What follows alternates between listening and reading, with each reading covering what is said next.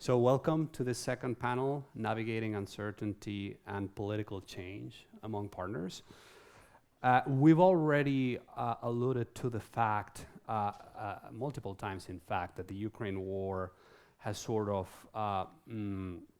catalyzed, if I may say so, the emergence of sort of two sets of adversarial alignments, if you will.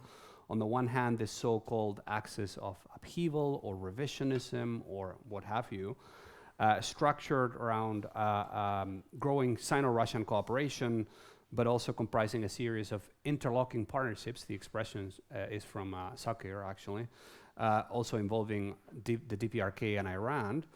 And then on the other hand, you've got this dynamic of increasing cooperation between like-minded democracies in the Euro-Atlantic and Indo-Pacific regions. And I think the decision by Japan, the ROK, Australia and others to join forces with Europe, with the United States, to push back against Russia's aggression of Ukraine and the decision to support Ukraine for as long as it takes, I think, sort of bears witness to this.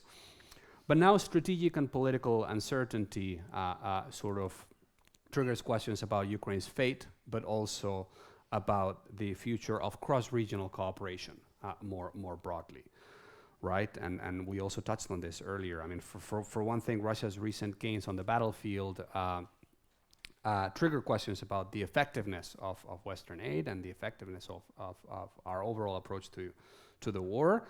And then on the other hand, you've got President-elect Trump, who, as we know, has promised to end the war in Ukraine. And that sort of links with his emphasis on prioritizing deterrence of China in the Indo-Pacific, and also his more ad hoc and more bilateral approach to alliances, which raises questions about his interest in linking up US allies within one region, let alone across Europe and the Indo-Pacific. Having said that, and as Minister Joly actually said, Trump's focus on China could actually also lead him to try and leverage existing frameworks like NATO IP4 cooperation.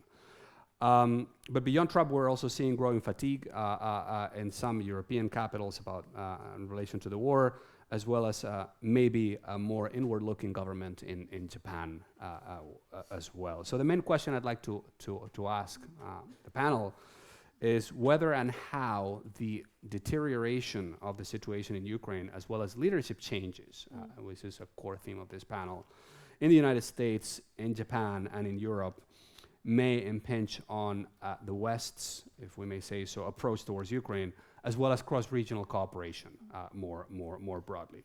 So I think to sort of try and unpack that, we've got a fantastic panel. We've got at my far right, Victor Cha, who is the president of the Geopolitics and Foreign Policy Program, as well as Korea Chair at CSIS. And by the way, Korea was mentioned before, Victor, so if you wanna jump in on that later, please do. Besides his government experience, Victor is one of the leading thinkers on alliances, actually, and particularly on the US-led alliance system in East Asia. So we are thrilled to have him here. We also have Benedetta Berti, whom you also all know, who is the Director of Policy Planning at NATO. She played a leading role in the drafting of NATO's 2022 strategic concept, and is also one of the driving forces, if I may say so, of NATO's Indo-Pacific agenda. And then last but by no means least, my dear friend Yuichi Hosoya, who is a director of the Keio Center for Strategy in Tokyo, among many other things. And he's also one of the leading voices when it comes to Japan's national security debates. So we've got about 65 minutes or so. So I'm going to ask the panelists to keep their introductory remarks to 5 to 8 minutes, give or take, so that we have time for audience questions. Victor, let's start with you. I think it would be great if you could maybe share your views, because I mean, there's been a lot of debate already on what the change of government in the United States may mean, but you're probably one of the most qualified persons in the room to talk about that. So how Trump's election may impinge on America's approach to alliances and to cross-regional cooperation between US allies in the Euro-Atlantic and Indo-Pacific, and also perhaps to what extent a Trump 2 administration is likely to embrace this Biden administration logic of treating China, Russia, and the DPRK as an axis. And we've been talking about this over the years. And finally, I think it'd be also great if you could reflect on what Trump's election may mean in terms of US efforts to coordinate the policies of European and Indo-Pacific partners and allies when it comes to tackling economic coercion, which I know is a subject very close to your heart. Welcome. Thank you. Well, thank you very much, Luis. It's a pleasure to be with you here, and I want to congratulate CSDS on this whole project. I mean, the discussion on Euro-Atlantic Indo-Pacific security really has been fantastic, and I'm very happy to share the stage with Benedetta and with my good friend Hosoya-san.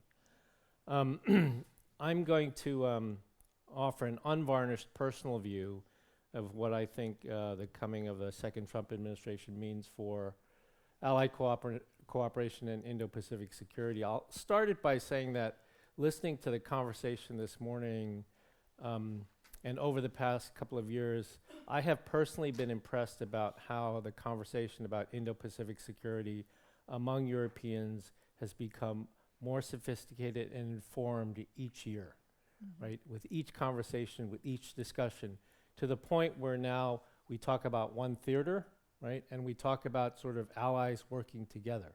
And I think that's fantastic.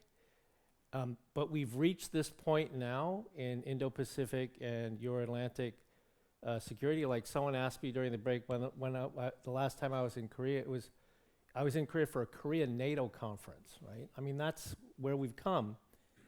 And meanwhile, in the United States, come January, we're going to have a new administration that has a fundamentally different view than the last 4 years with regard to alliance and multilateral cooperation. I think there will be certainly continuity on China, for example. I think there'll be continuity on economic security. There'll be continuity.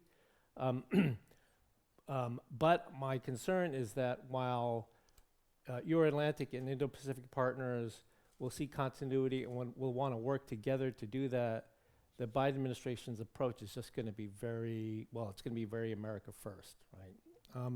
And so to go back to first principles, and I think many of you are aware of this, we learned about it in the first Trump administration, is that he has a fundamentally very transactional view about alliance relationships and alliance partnerships. They're not based in values. They're based very fundamentally in transactions, where allies are not appreciated either in Europe or in Asia as unique power assets that the United States has cultivated and built since the end of World War II and through the Cold War and through the post-Cold War. Very unique power assets of the United States that are historically unique. Like no other hegemon in history has built these sorts of partnerships. He doesn't view them that way. He sees them as fundamentally weakening the United States, as tying U.S. hands, as allies free-riding off of U.S. security commitments. And it's very algorithmic because he sees allies as freeloaders. He doesn't believe that they have any value added, right? And I know it's not a very polite thing to say, but I mean, I think that is where he comes from. And at CSIS, we've done a whole bunch of data scraping of everything that Donald Trump has said going back to the late 1980s. And it's remarkably consistent when it comes to allies and partners. Remarkably consistent. So this is fundamentally different from Biden. I wanted to show you, and we can't put it on the screen, so I'll do it this way. I want to show you, so what we did was, this is called the Trump prism on allies. And so what we did was we looked at all NATO and Indo-Pacific partners in terms of two metrics, right? One is the merchandise trade surplus or deficit, and the other is defense spending as a percentage of GDP, right? So allies, whether they have a trade surplus or deficit with the United States, and whether they spend more or less than 3% of GDP on national defense, right? Because these are really the two metrics that Trump uses. And I know it's kind of hard to see, but basically, everybody who has a trade surplus with the United States and spends less than 3% of GDP on national defense are in what we call the danger zone, right? And I don't know if you can see this, but basically it's every country except for two, right? One of them, and the foreign minister left, is Latvia, right? Latvia is one of the countries that has a trade deficit with the United States and spends more than 3% on GDP.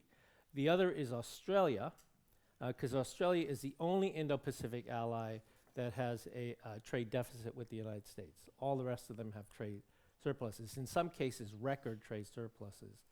And so that gives you a sense of, and on the back here we have you can see all the red basically is all the trade surpluses and spending less than 3% of GDP. This is partly meant that, it's partly tongue-in-cheek, but I think there's actually something that's very concerning about all this, which is I think a second Trump term is going to be different from our first Trump term.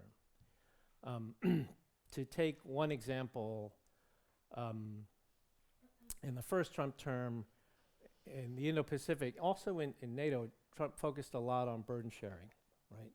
That he wanted allies to pay more for burden sharing, whether it was Japan or Korea, other places. And so there's an instinctive reaction to go back and look at those issues again because people think Trump's going to bring that up again in the second term. And I think that's fundamentally wrong. Because I think those sorts of issues in the first term are really small ball, to use an American sports term, is really small ball for Trump. And I think he's really going to go for much bigger things when it comes to allies and partners. And I think when it comes to Korea and maybe even in the case of Germany, I think he's going to go for troops. I think he's going to want to try to reduce troop commitments in places like Korea and Germany. Why? Because he's on record, going back to 1990, saying that. That's for one. Two, Korea and Germany have two of the largest trade surpluses with the United States today, and both of them spend less than 3% of GDP on national defense. So they're very much in the crosshairs, I think, for Trump. I think he has maybe 18 months to 2 years to try to do this, because within 2 years he will certainly lose control of the House in the U.S. Congress. So right now, for the next 18 months, 2 years, he has control of both chambers of Congress. And he doesn't have people like Jim Mattis and H.R. McMaster that are trying to slow him down, right? Potentially he has Pete Hegseth, and he has Tulsi Gabbard, right? And they're not going to slow him down. So I'm actually quite concerned that we will see much bigger moves by Trump in a second administration right out of the starting blocks, right away, that I think will cause a shock to the system. And that's primarily why I'm talking about this now, because I think people have to be prepared. They have to be prepared for this. I think on issues like multilateralism, the Camp David, the Quad, AUKUS, these sorts of things, when I talk to former Trump people, some of whom may or may not go into this next administration, they generally they're not against those things. In fact, they're supportive in large part because they feel that they have ownership, that many of those ideas they feel germinated during their first term in office. So certainly things like the Blue Dot Network, the Clean Network, were all these coalitional efforts directed against China that they believe started during their term. So I don't think they'll be opposed to it, and I think they will continue it. The big difference, though, is I think they'll continue the meetings, but I don't think Trump will fund any exercising, right? Because he famously stopped the exercising with South Korea and after the summit meetings with the North Korean leader. And I think he believes that exercising is expensive. And if anybody should pay for it, it should be the allies. It should not be the United States. So I think we could see the meetings continue, but the exercising may be curtailed, which is, of course, kind of defeats the whole purpose. Like I said, I think there'll be continuity on economic security issues.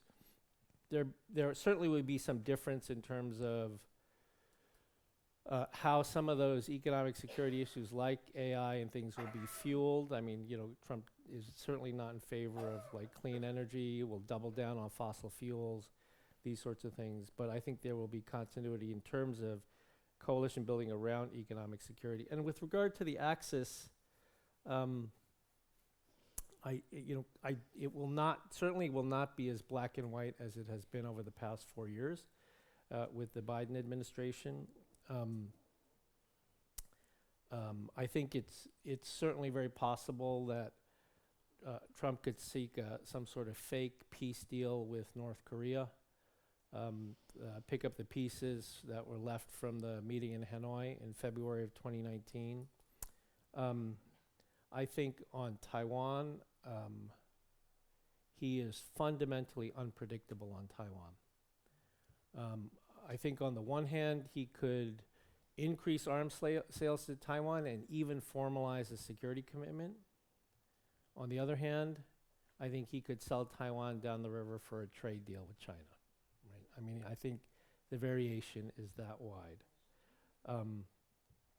And then on Russia and North Korea, I'll just say that I agree with everything that was said in the first panel, but the one thing I would add is we were talking about sort of architectures in Asia and what sort of architectures could emerge in the North Pacific or North Asia. And we're largely looking at it from the Allied point of view, but we should also look at it from the other side, because the Russian defense chief was in North Korea this week. And one of the things he said coming out of the meeting was that Russia and North Korea were building the groundwork of a new Eurasia security system, right? And so this is, many of my friends who are Russia experts lectured me on how this was a tactical relationship. This is not tactical, right? This is deeply strategic. And then when you add in China and Iran, this is a much bigger strategic play. It is not tactical and not something that will go away with the end of hostilities in Ukraine. So let me just stop there. Excellent. Thank you very much, Victor, for painting such a rosy picture. And I very much like your 2x2 on Trump and alliances. I guess the easiest way out of the danger zone is to basically spend money on U.S. defense equipment, right? Because it's a 2-for-1. You reduce the deficit and you increase defense spending. Benedetta, it'd be great to have now your perspective on what the evolving strategic, let's call it dynamic in Ukraine, and also the changes of leadership, not only in the United States and Europe, but also at NATO itself, may mean for Ukraine, for transatlantic relations, as well as for cross-regional cooperation. So a very narrow question. Yeah. And welcome. Thank you, Luis. And I'll try to tackle this in my 7 or so minutes, making the initial disclaimer, if you wish, that as a NATO official, I think me speculating about what soon-to-be new administrations will do is probably unwise if I wish to retain my current job, which I very much do, so I will probably not go there.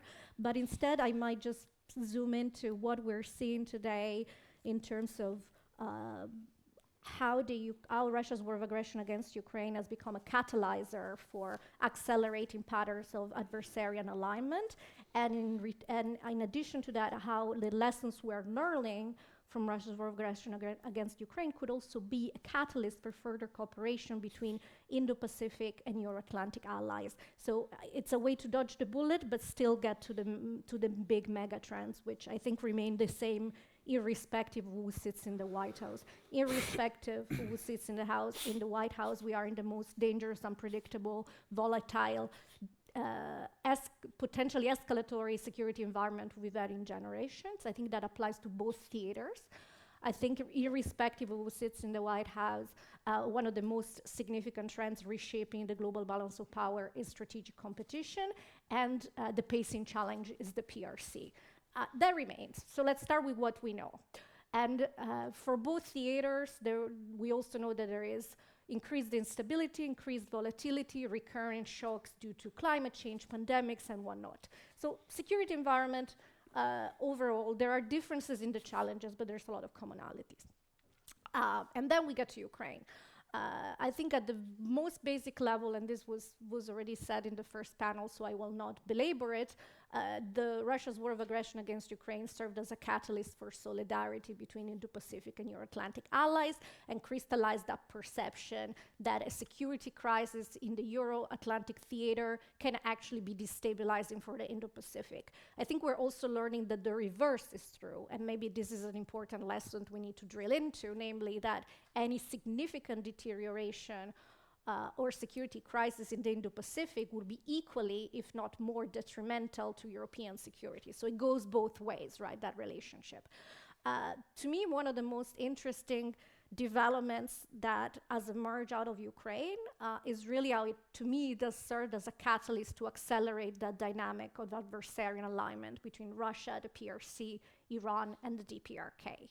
And we already knew that was happening in NATO when we did our last strategy in 22. We talked about Russia and China growing closer together, but I don't think we had anticipated the scale and scope and depth of that partnership.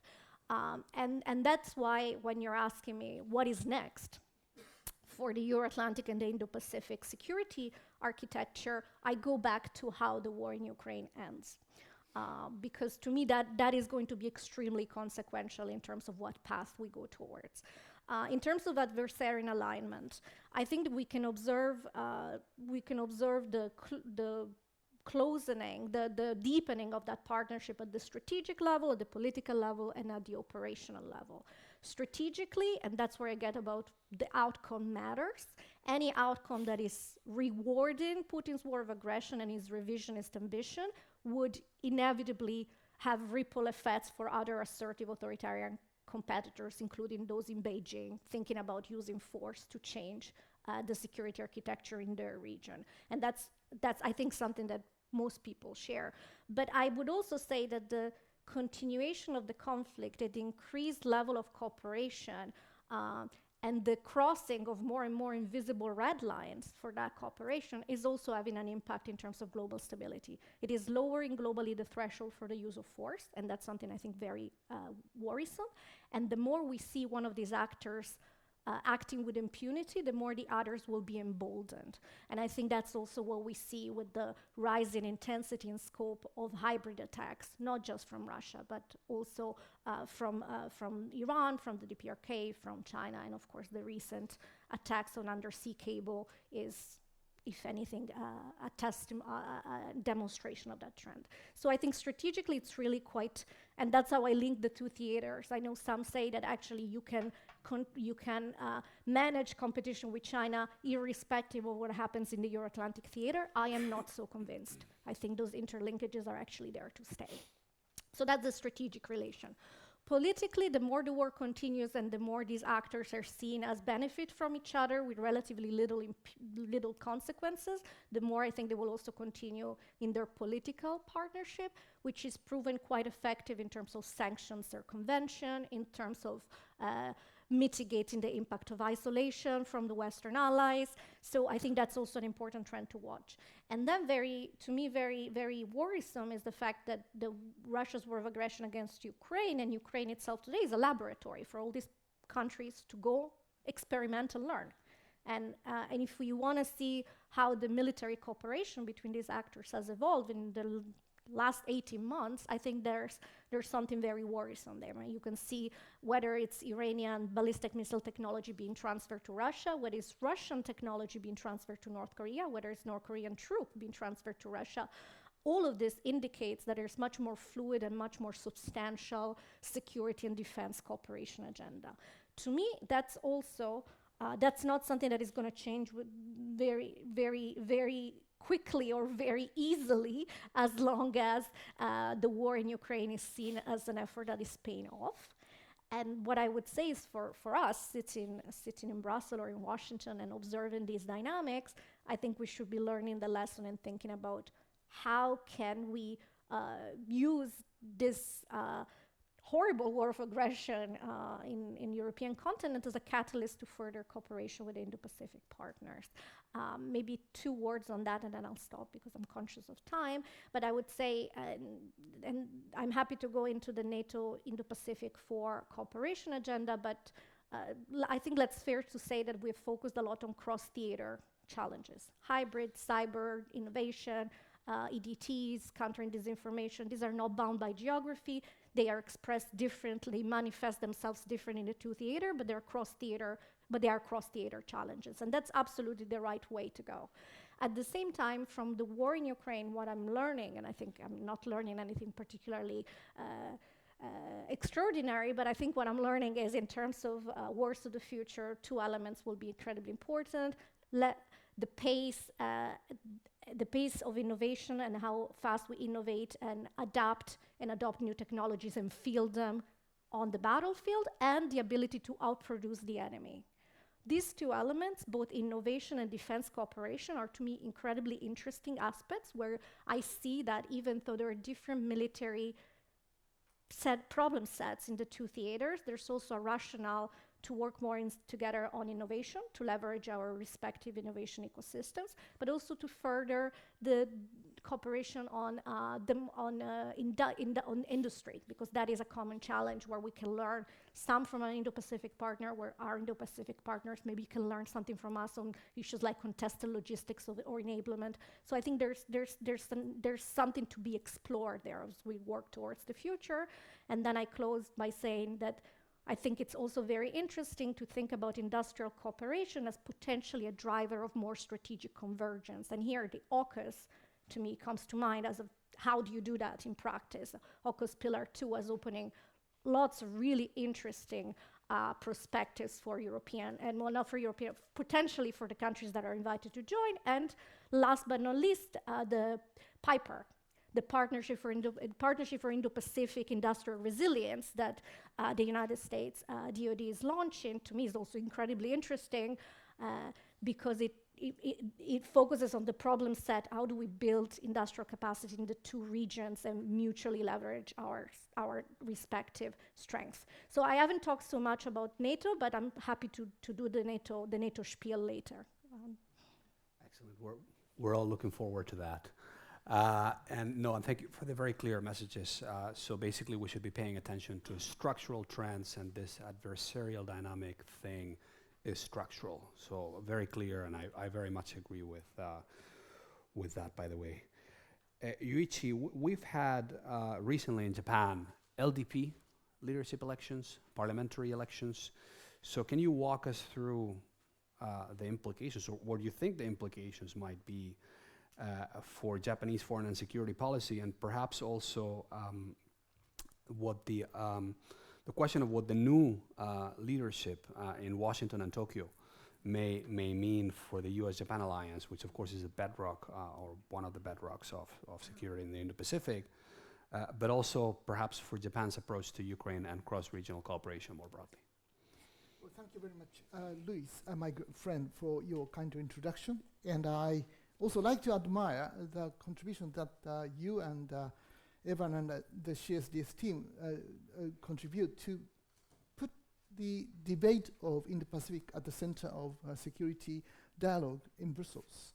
And the Indo-Pacific dialogue is becoming more and more popular and famous in Japanese security experts as well. Let me begin my talk by saying that Japanese politics as well as US-Japan relations are becoming much more complicated and also unpredictable than before. So the combination of the two, the start of the new Ishiba's administration and the victory of Donald Trump in the recent US presidential election, the combination of the 2 elements actually make it more difficult to understand the current situation in the Pacific, unlike before. So let me focus on the 2 points. Number 1, I will focus on the impact of the change of Japanese Prime Minister from Fumio Kishida to Shigeru Ishiba. And number 2, I also like to focus on the importance of the implication of the victory of Donald Trump upon the Indo-Pacific strategic environment by focusing on the Japanese roles there. Number one, let me talk a little bit about the meaning of the coming of the new start of the new Prime Minister Shigeru Ishiba's administration. Shigeru Ishiba, at the start of his administration, actually exemplifies a contradiction of policies about the recent Japanese attitudes toward the international community. Number one, he needs to provide a radical change in the Japanese politics as well as Japanese foreign policy, because he has been regarded as the biggest political rival to the late Shinzo Abe. That's why many voters expect to see a radical change in the Japanese politics as well as the Japanese foreign policy. But at the same time, at the last minutes of the LDP's presidential election, which we had in September, the biggest element why Shigeru Ishiba could win was because former Prime Minister Fumio Kishida decided to support Shigeru Ishiba.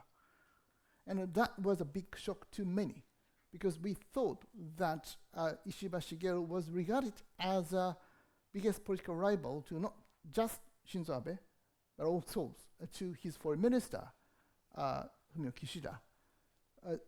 The reason why Kishida decided to support Ishiba was because Kishida said that he was willing to support a candidate who actually was willing to continue Fumio Kishida's foreign policy trajectory. That's why it was necessary, and it is necessary now, for Shigeru Ishiba, Prime Minister Ishiba, to continue Fumio Kishida's foreign policy.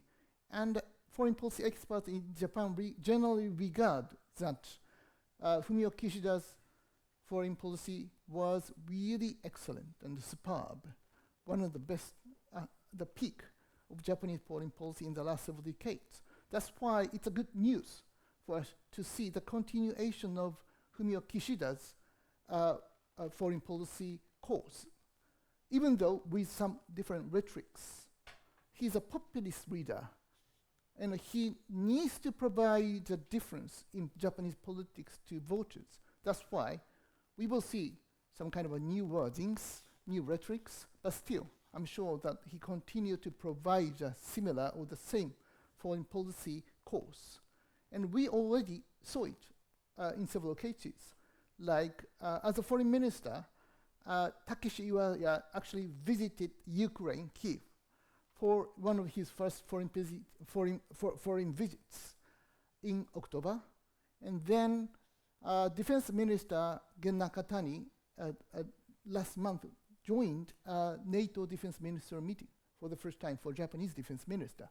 So it's clear that the current government is quite willing to strengthen the relationship between Japan and NATO, as well as to strengthen Japanese support for Ukraine with the coming of new Donald Trump's administration. That's why I think these are good news. And another good news is that Shigeru Ishiba is a graduate of Keio University, faculty of law, where I'm teaching. So I'm sure that he learned many good things when he was a student at Keio University. But more than that, he entered into the politics in 1986, and since then, 13 consecutive times he won national diet election. So that's why he has been really strong in Japanese politics, and he is very famous among Japanese people. But he's not quite famous among the international community, experts, and so on, both in Europe and the United States. So he needs to strengthen his strategic communication to outside world. But the problem is he cannot speak English, and he's away from the center of Japanese politics and foreign policy for decades, because he has been a biggest political rival to Shinzo Abe. So this was a problem, but still, he is now modifying his political position by being closer to both former Prime Minister Yoshihide Suga and former Prime Minister Fumio Kishida. So this is good news. And also, the Ishiba administration is basically dominated by three former defense ministers.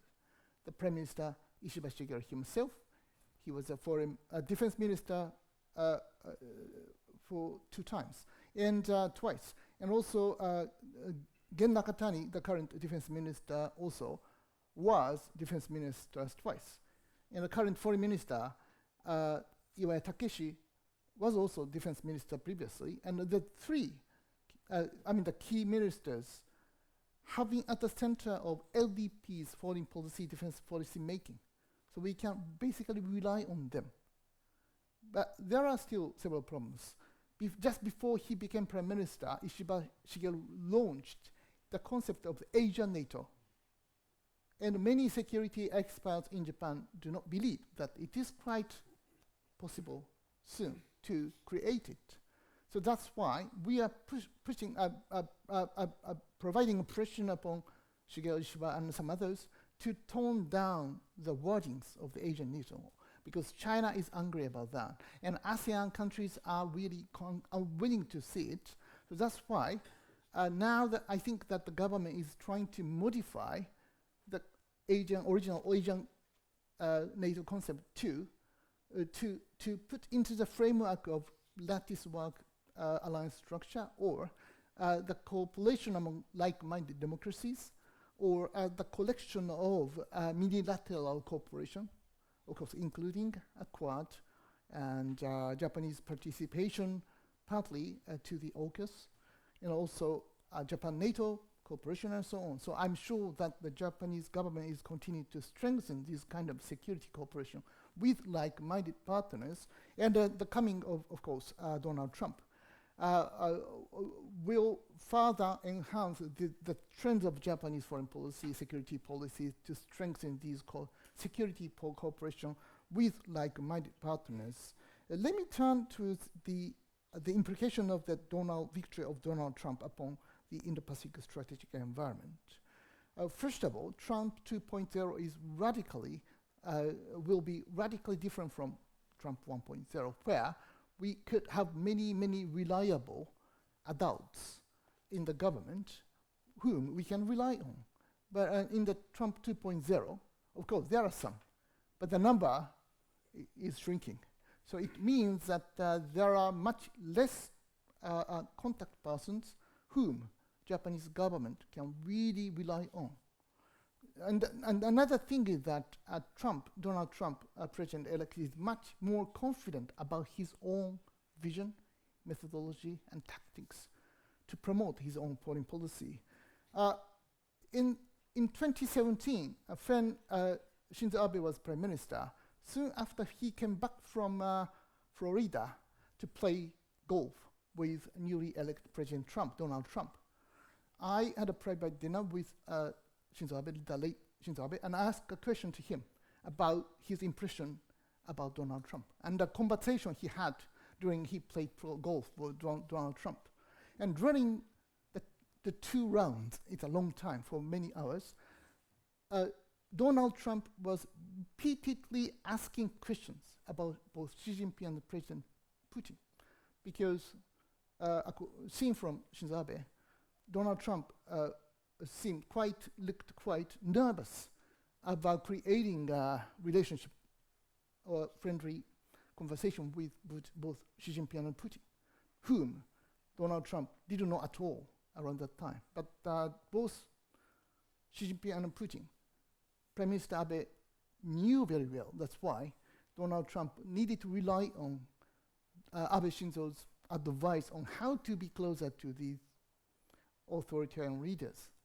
But today, actually, Donald Trump does not need to rely on Japanese Prime Minister to know about both Putin and Xi, because Donald Trump knows the 2 leaders from his own experiences. That's why I don't think that Japan has a good leverage to change or modify American foreign policy at this moment, regardless the Prime Minister is whether Shinzo Abe or Shigeru Ishiba.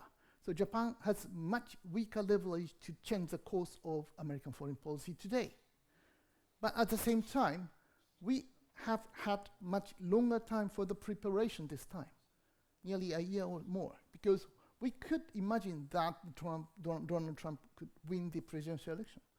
That's why there are many communication between Japanese officials and some of the people around Donald Trump. And maybe we can have some good reason to rely on some of the new administration policy regarding with cooperation among like-minded partners. I don't believe that Donald Trump will rely on multilateral frameworks such as United Nations, WTO, and so on, even NATO. But still, United States needs many tools to enhance its influence in international community. And the US-Japan alliance can be a good tool for American foreign policy to rely on. So let me end my talk by saying that Japan still needs to play an important role, a bridging role, in a much more divisive world, a confrontation between G7 and the Global South, between United States and other allies, and also between liberal democracy and some authoritarian regimes. Maybe I think that Prime Minister Ishiba can play some important role in bridging those different forces in today's international relations. Thank you. Excellent, thank you.